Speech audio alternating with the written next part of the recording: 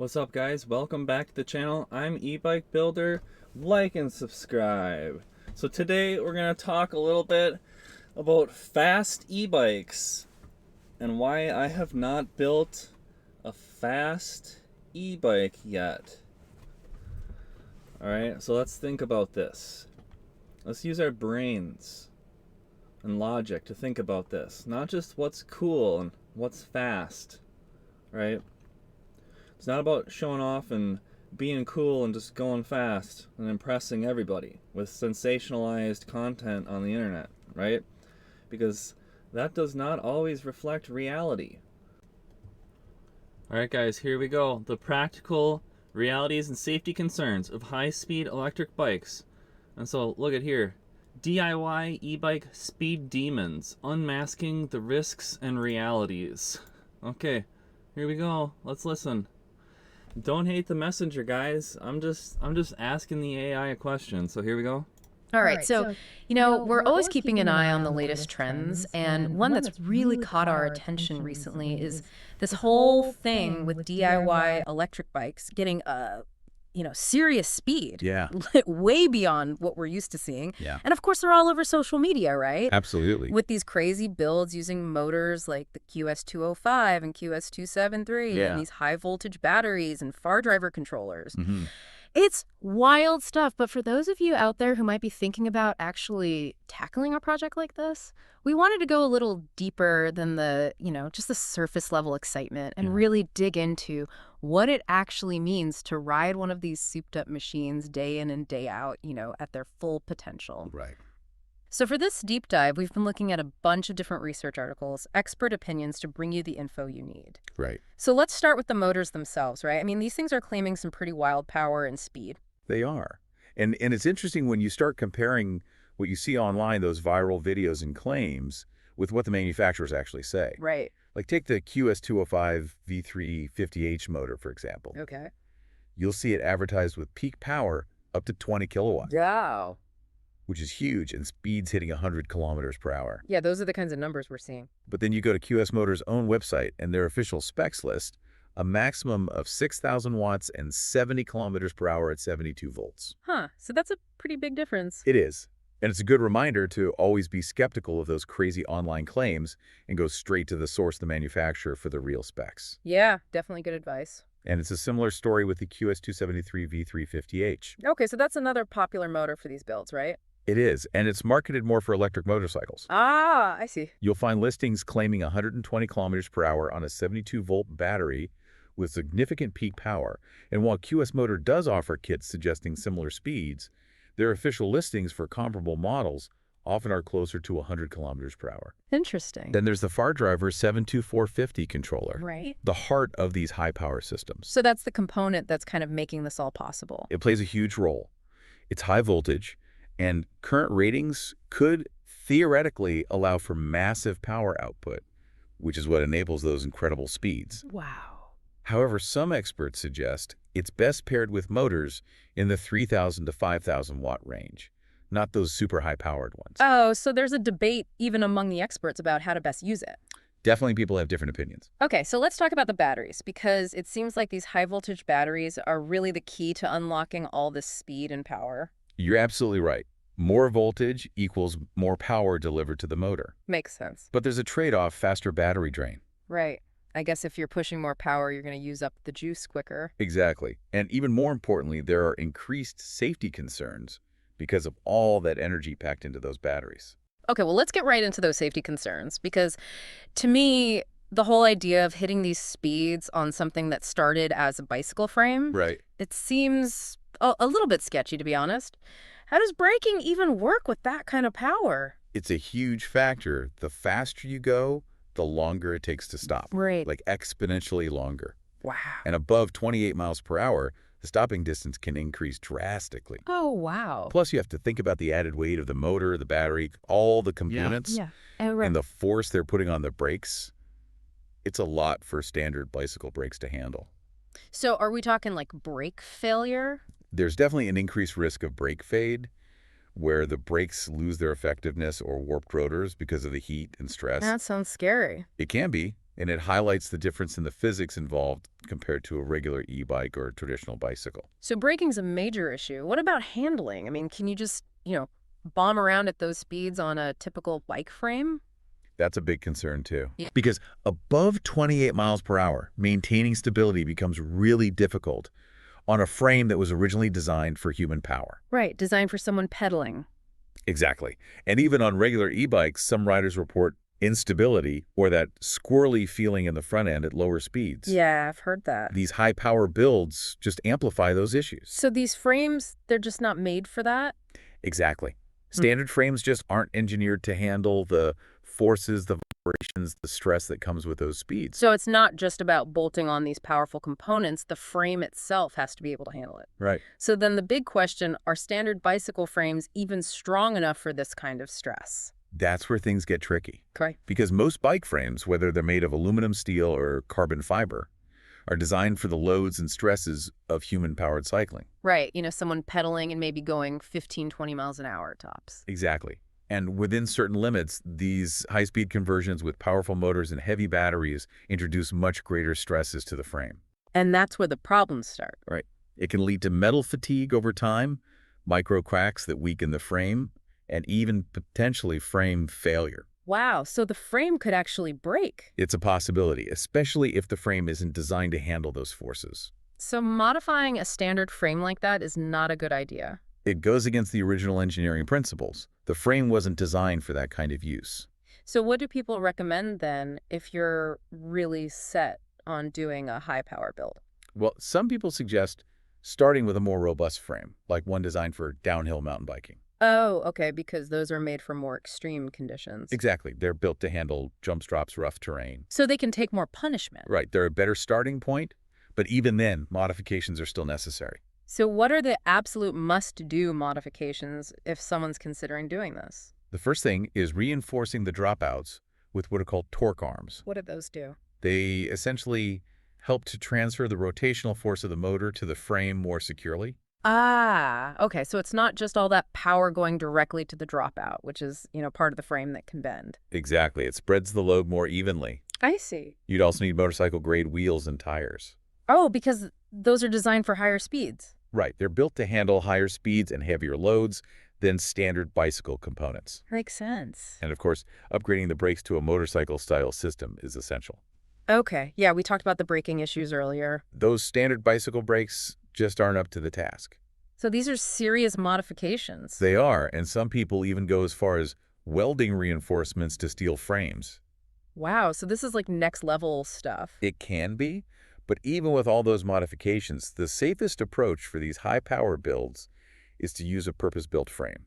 Oh, so there are frames specifically designed for this kind of riding. Yes, exactly. They're often called stealth bomber frames or enduro e-bike frames. Okay, and those are completely different from regular bicycle frames. They're engineered from the ground up for high power and speed. Right. They use much stronger construction with thicker materials like steel or aluminum. They have integrated battery compartments, full suspension to handle higher speeds over varied terrain. So they're basically like electric motorcycles in terms of their frame. In a way, yes, they're built to handle much more stress than a typical bicycle frame. Interesting. They also have wider dropouts to accommodate those powerful motors and often built-in mounts for torque arms. So it sounds like if you're serious about this kind of riding, those purpose-built frames are really the way to go. They're definitely the safest option. They're heavier than regular frames, of course, but that's a reflection of their robust design. It makes sense. You're essentially getting a frame that's designed for the task at hand. Okay, so let's shift gears a bit and talk about the legal side of things for our listeners here in Hudson, Wisconsin. Sure. Where do these high-speed e-bikes fit in legally? That's a really important question because the laws can be tricky. Yeah. In Wisconsin, we have a 3-class e-bike system, all of which have a maximum power output of 750 watts and an assisted speed limit of 28 miles per hour. Okay, so that's pretty standard for e-bike laws in a lot of places. Right, but here's the catch.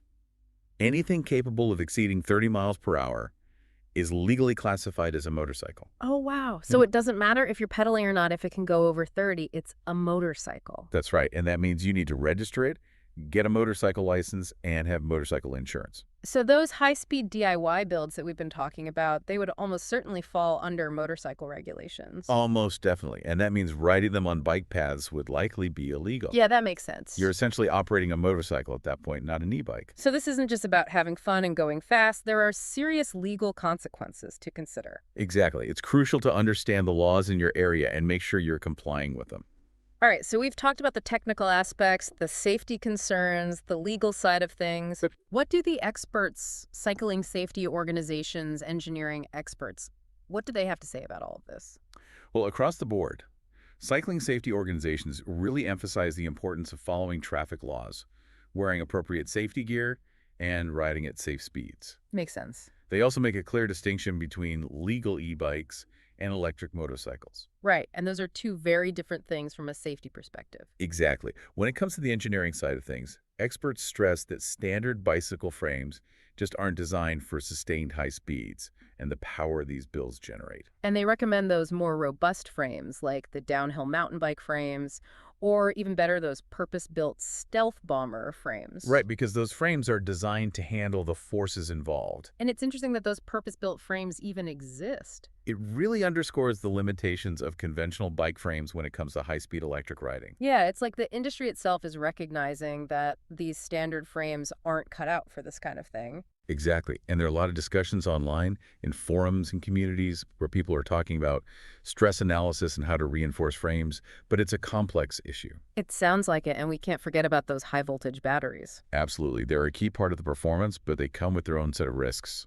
Okay, so let's talk about that, because high voltage means more power, but it also means more danger, right? Yeah, that's right. Yeah. The high voltage that allows for those incredible speeds also increases the risk of electric shock if the wiring is damaged. Oh, wow. But the primary concern with these batteries is the risk of fire. Oh, yeah, I've heard about lithium-ion battery fires. They can be very dangerous. Yeah. They can happen due to manufacturing defects, physical damage to the battery, or even improper charging. And what happens if one of those batteries catches fire? It can release intense heat and toxic fumes. So this is serious stuff. It is, and it's why having a high-quality battery management system, or BMS, is absolutely crucial. What does the BMS do exactly? It's essentially a safety net for the battery.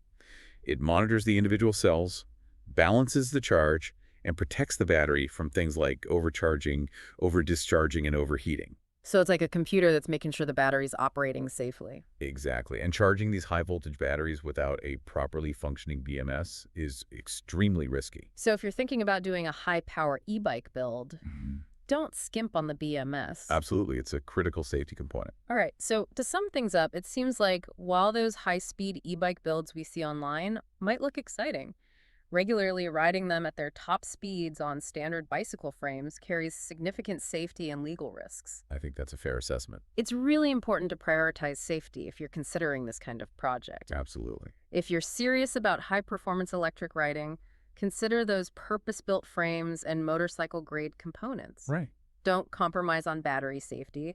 A reliable BMS is non-negotiable. Couldn't agree more. And be absolutely sure you understand and comply with all the legal requirements in your area. Yeah, you might be venturing into motorcycle territory, not e-bike regulations. Exactly. And seeking expert advice before undertaking a project like this is always a good idea. Definitely. So for those of you listening, we'll leave you with this final thought. The allure of incredible speed is understandable, but what are the true long-term trade-offs? Right. Beyond the safety and legal implications, how does pushing these machines to their absolute limits change the experience of cycling? It's an interesting question. And are there maybe other avenues to explore that desire for speed and performance with potentially fewer risks involved? Maybe electric go-karts Yeah, maybe something like that. or track days. Yeah, there are other ways to get that adrenaline rush. Definitely. Something to think about. Food for thought. Thanks for listening. See you next time.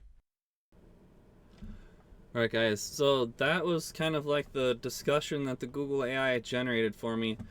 So personally, I'm not going to build a fast e-bike unless it's on like a proper frame and it has rear suspension. You don't want to be going faster than like 40 miles an hour with a hardtail, okay? So, I mean, like I've got the BBS HD and some of my bikes going like 50 miles an hour or higher, but like the suspension seat post isn't good enough for that, right? Like I've hit bumps with the suspension seat post where it bottomed out, and like my lower back or like something down there got fucked up, and like it hasn't been the same ever since, right? So like, just be careful. Don't build a Darwin Award e-bike. Like you don't, if you're gonna be going those kind of speeds, it's more of a motorcycle. Like you just have to be real. You know, like I don't want to be that guy that puts the pedal kit, you know, on like this 10,000 watt motorcycle thing, and then you're sitting there trying to argue with the police officers about how it's an e-bike because it has pedals on it. I mean, that's just all kind of like juvenile to me. Like that stuff isn't gonna fly forever, and it's the people doing those kind of things that are they're screwing up e-bikes for everybody. So I mean, I used to mess around with like going faster and doing all this crazy stuff, but it takes a lot of messing around. It takes a lot of tinkering, and really, I just like riding my bike and enjoying being able to use the bike, and not having it break down and having to replace expensive components. And like if you're trying to push the limits with things, it can be fun and interesting, but it's also expensive and it's not really like practical for something that you want to like ride around and utilize all the time. So like if you're building an e-bike that can go 50 miles an hour or 60 miles an hour, it's kind of uncharted territories, right? It's more like a motorcycle. You got to be honest with yourself. If you know, and if you think otherwise, you just kind of like, you know, you're just kind of like lying to yourself. That's just the reality of it. If it's going 40 or if it's going like 50, 60 miles an hour, there's no policeman in the world that's going to say, oh yeah, that's just a bicycle because it has pedals on it. This is like 8-year-old logic, guys. Come on. Like, and so I don't even have time to like entertain this conversation. I made the AI do it for me. It's just all very silly to me. So like I might try a stealth bomber frame or something in the future. But I'm into actual like riding bicycles and having gears on your bike and a cassette and like being able to pedal your bike and stuff like that. So I mean, I might try that stuff in the future, but this is why I have never done that stuff in the past thus far. So thanks for watching, like and subscribe. Let me know your guys' opinions and thoughts in the comments. If you guys have one of those crazy e-bikes, let me know about the practical reality of riding it in the comments. And if you have riding footage where it's not just sensationalized, hitting the throttle, top speed runs, I want to see you ride the QS205 for like an hour down a county road or something with stats on the screen and show me how it actually is, right? So if anybody knows of content where people do good, thorough videos of these motors where it's not all like this confrontational drama, gang wars, you know, nonsense channels, let me know in the comments. Thanks for watching. Like and subscribe. Peace out, bubs. More videos coming soon. Another build. Thanks for watching.